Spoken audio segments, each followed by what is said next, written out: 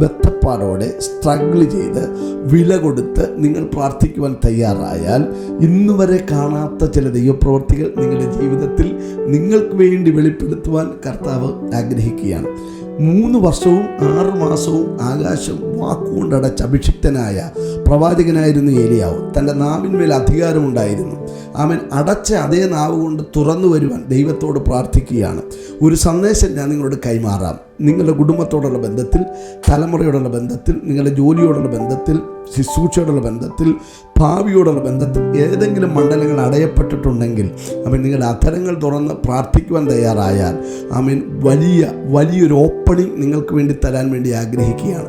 കൈപ്പത്തിയോളം മേഘം വലിയൊരു മഴയായി ഇസ്രായേലിൽ പെയ്തിറങ്ങിയതുപോലെ നിങ്ങളെ തണുപ്പിക്കത്തക്കവണ്ണം നിങ്ങളുടെ പ്രാർത്ഥനയുടെ മറുപടി വെളിപ്പെടുത്തുവാൻ കർത്താവ് ആഗ്രഹിക്കുന്നു. God bless you. Thank you.